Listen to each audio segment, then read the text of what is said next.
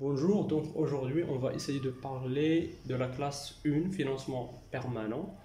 On a déjà vu qu'il y a des comptes de situation, des comptes de gestion et des comptes spéciaux. Pour les comptes de situation, il y a la classe parmi les comptes de situation. On, on trouve la classe 1, c'est le financement permanent.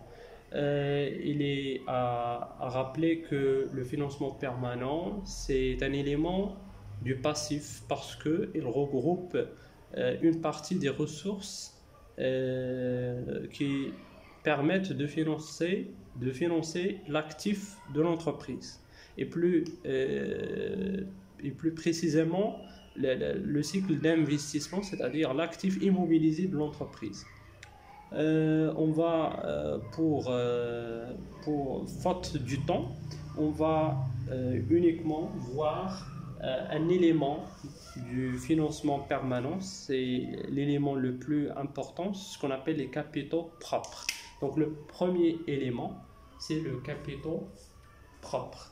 Donc c'est quoi pourquoi les capitaux propres figurent parmi la classe 1? C'est tout simplement parce qu'il s'agit d'une ressource de financement. C'est la première ressource, normalement, qui assure le financement de l'actif. Le capitaux propre sont constitués de deux éléments, pas plus. D'abord, les fonds apportés. Et le deuxième, ce sont les fonds créés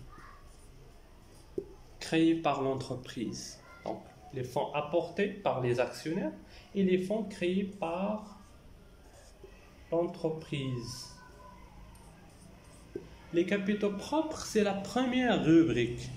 C'est pour cette raison, c'est le 1. Le premier chiffre, c'est la classe. Le deuxième chiffre, c'est la rubrique. Donc, tous les éléments qui figurent dans le plan comptable général des entreprises dans la rubrique capitaux propres sont soit des fonds apportés par les actionnaires, soit des fonds créés par l'entreprise. Je vais brièvement vous les citer. Parmi les fonds apportés, on trouve d'abord quoi?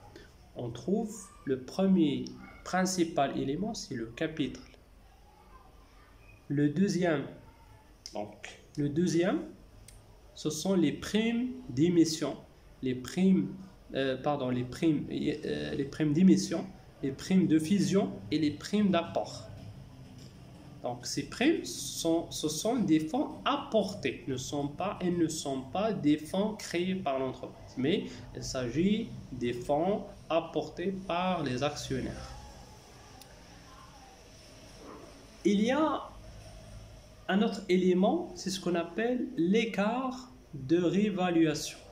L'écart de réévaluation, ce n'est pas un fonds qui est apporté. Généralement, il est classé parmi les fonds créés par l'entreprise. Après cela, qu'est-ce qu'il y a? Il y a ce qu'on appelle la réserve légale. La réserve légale, ce n'est pas un fonds apporté, mais c'est un fonds qui est créé par l'entreprise. Il s'agit d'une partie du résultat qui n'est pas distribué. Donc c'est un fonds créé par l'entreprise. Quoi d'autre? On a les réserves, les autres réserves, les réserves facultatives et les réserves statutaires. Ces réserves sont également des fonds créés par l'entreprise. Il s'agit d'une partie de résultats réalisés par l'entreprise qui n'est pas distribuée aux actionnaires. Elle est restée dans l'entreprise. Dernièrement, on a le résultat en instance d'affectation. Donc, c'est le résultat qui est réalisé par l'entreprise. Il s'agit d'un fonds créé par l'entreprise. Et dernièrement, on a le résultat net de l'exercice. C'est le résultat dégagé par l'entreprise au cours de l'exercice en question. Donc, il s'agit également d'un fonds créé. Attention, pour le résultat et pour que ça soit net de l'exercice ou bien en instance d'affectation, il se peut que le résultat soit déficitaire. Dans ce cas, il ne s'agit pas vraiment d'un fonds créé, mais il s'agit d'une destruction de richesse. C'est-à-dire, ils vont en diminution des capitaux propres. D'accord? Donc, je récapitule. Les capitaux propres, ce sont les ressources de l'entreprise.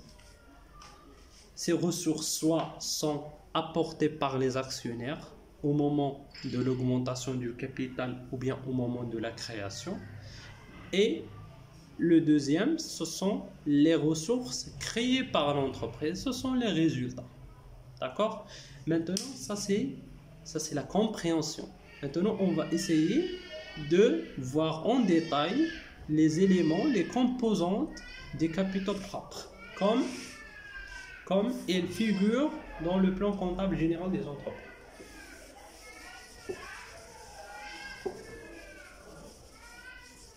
Donc le premier élément, c'est le capital. Le capital, c'est le 1, 1, 1. 1. Capital social. Donc le capital, c'est quoi? C'est un fonds qui est apporté. Comme je viens de vous dire, soit au moment de la création de l'entreprise, soit au moment de l'augmentation du capital. Il prend la forme soit d'un apport en numéraire, soit un apport en nature. D'accord? Il y a un autre type d'apport qu'on appelle l'apport en industrie, ce qui correspond au savoir-faire apporté généralement par les fondateurs. Ce type d'apport n'est pas inclus dans le capital.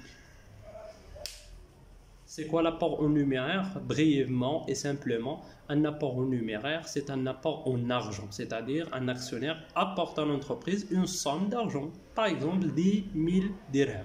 Donc, c'est un apport en numéraire. Apport en nature, par contre, il s'agit d'un apport qui n'a pas la forme de pécuniaire, c'est-à-dire tout simplement un actif qui a de la valeur qui est apporté par l'actionnaire, soit par exemple une immobilisation, par exemple un terrain, une construction, une machine, etc. Soit un stock, soit une créance. Donc, on passe. Ça, c'est le premier élément, c'est le capital. Le deuxième élément, comme on a dit, c'est la prime d'émission. La prime d'émission de fusion et d'apport. D'accord? C'est quoi la prime d'émission? C'est quoi la prime de fusion? C'est quoi la prime d'apport? Simplement et rapidement. La prime d'émission, on parle d'une prime d'émission lors de l'augmentation du capital. Lors de l'augmentation du capital, l'entreprise a deux valeurs. Sa valeur nominale, c'est la valeur qui correspond à l'entreprise, qui tout simplement correspond à la valeur de l'entreprise lors de sa création. D'accord? Et après des années d'exploitation, l'entreprise dispose d'une valeur actuelle, réelle. Et généralement, la valeur actuelle, elle est supérieure à la valeur nominale. C'est par exemple la valeur nominale de l'entreprise au moment de sa création, c'est 100 dirhams. La valeur actuelle de l'entreprise, c'est 200 dirhams. Donc le prix. Moi, en tant qu'une entreprise, je veux émettre des actions, des titres de propriété. Donc je dois fixer un prix d'émission. Donc le prix d'émission, c'est tout simplement, et logiquement et raisonnablement, doit être compris entre les 100 et 200. Soit par exemple 150 dirhams. Moi, en tant qu'un actionnaire, je peux accepter de payer 150 dirhams pour avoir une action qui a une valeur actuelle de 200. C'est logique.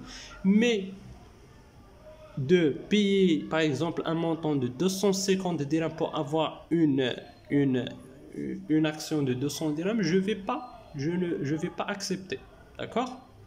Donc la différence, la prime d'émission, c'est quoi? C'est la différence entre le prix d'émission et la valeur nominale de l'action. La même chose pour la prime de fusion. C'est la différence entre l'apport de la société absorbée et le montant de l'augmentation du capital. La prime d'apport, il est similaire à la prime d'émission. La même chose, sauf si on parle de la prime d'émission pour les sociétés anonymes et la prime d'apport pour les autres formes de sociétés. Par exemple, la société à responsabilité limitée, les sociétés en non collectif, les sociétés en commandite simple. Je pense que les choses sont claires. Donc, on a dit que le premier élément, je récapitule, c'est le capital. Le deuxième élément, ce sont les primes d'émission, les primes de fusion et les primes d'apport. Le troisième élément, ce sont les écarts de réévaluation. Les écarts de réévaluation, c'est quoi? Il est autorisé pour les entreprises de faire une réévaluation de leurs actifs parce que en respectant le principe du coût historique, selon le principe du coût historique, les biens ou bien les actifs sont enregistrés avec leur montant, avec leur valeur d'entrée et ils restent enregistrés dans l'actif avec son montant jusqu'à leur retrait. Donc, on n'a pas le droit de modifier, de changer le coût historique. Mais bien évidemment, on peut faire des corrections de valeur sous forme d'amortissement. On va en parler par la suite. Mais pour l'instant, en respectant le principe du coût historique, les actifs sont enregistrés avec leur valeur d'entrée et ils restent pour toujours pour le même montant. Il y a une dérogation à ce principe, c'est ce qu'on appelle la réévaluation de l'actif de l'entreprise. Donc l'entreprise peut procéder à la réévaluation de son actif. Par exemple, son actif égale à un bien, un actif, uniquement une machine, sa valeur par exemple 100 dirhams. L'entreprise, qu'est-ce qu'elle a fait? Elle a procédé à la réévaluation de son actif et la valeur de cette machine maintenant c'est 150. Donc, d'après cette réévaluation, le montant de l'actif va augmenter. Et on a ce qu'on appelle le principe de la partie double. Donc, le montant de l'actif l'actif va augmenter. Donc, le passif doit être augmenté par le même montant. Donc, on a créé un compte qu'on appelle écart de réévaluation pour équilibrer la situation. D'où vient cette 50 dirhams de plus? Il est venu de l'écart de réévaluation. Il est venu de la réévaluation, tout simplement. Donc ça, c'est le troisième compte. Après, on a la réserve. La réserve légale. La réserve légale, c'est tout simplement une partie de résultat qui est affectée à constituer ce qu'on appelle une réserve légale. Donc, comme son nom l'indique, c'est une disposition légale. Il est imposé par la loi. On a déjà vu qu'il y a la loi 1795 qui est relative aux sociétés anonymes qui impose de constituer une réserve légale de 5% pour les sociétés anonymes. D'accord? C'est ce qu'on appelle la réserve légale. Par la suite, on a les autres réserves. Les autres réserves, ce sont les réserves statutaires, les réserves facultatives. Les réserves statutaires sont, comme leur nom l'indique, sont imposées par les statuts. C'est-à-dire, il y a une clause dans les statuts qui stipule qu'il faut, pour chaque exercice comptable, constitue une réserve statutaire, par exemple, de 3% bien d'un montant, par exemple, de 10 000 dirhams, par exemple. Les réserves facultatives, c'est une réserve qui n'est pas imposée par la loi, qui n'est pas imposée par les statuts, mais lors de l'Assemblée générale, les actionnaires, l'Assemblée générale peut décider de constituer une réserve facultative. Après les autres réserves, qu'est-ce qu'on a? On a le report à nouveau. Le report à nouveau, c'est quoi? C'est une partie de résultat qui n'est pas affectée. qui n'est pas affecté ni aux réserves et qui n'est pas distribué sous forme de dividende aux actionnaires. C'est un montant, c'est une partie de résultat qui, après l'Assemblée générale, cette partie de résultat, ou bien l'Assemblée générale n'a pas décidé du sort, c'est-à-dire n'a pas décidé de quoi, n'a pas décidé ce qu'on va faire avec ce montant, avec cette partie de résultat. On a, par exemple, on a distribué une somme d'argent aux actionnaires, on a distribué une partie de résultat, ou bien on a affecté une partie de résultat sous forme de dividende, on a affecté une partie de résultat pour constituer les réserves, et on a un surplus, un reliquat. Ce reliquat, lors de l'Assemblée générale, il n'y avait pas de décision. Donc ce résultat, il est toujours dans l'entreprise. Donc il est enregistré dans un compte qu'on appelle le report à nouveau.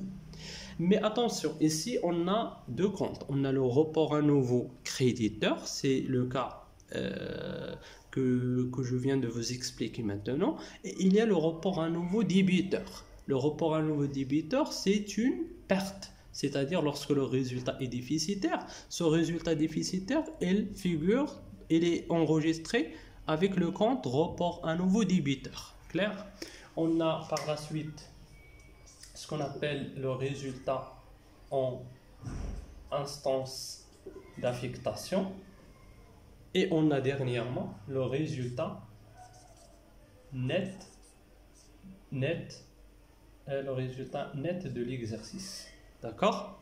Le résultat net de l'exercice, tout simplement, c'est le résultat dégagé par l'entreprise au cours de l'exercice considéré.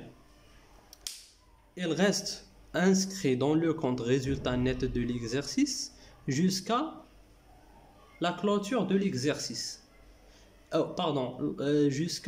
Jusqu'à l'Assemblée générale, jusqu'à la date de la tenue de l'Assemblée générale. Si le résultat passe à ce qu'on appelle le résultat en instance d'affectation. D'accord?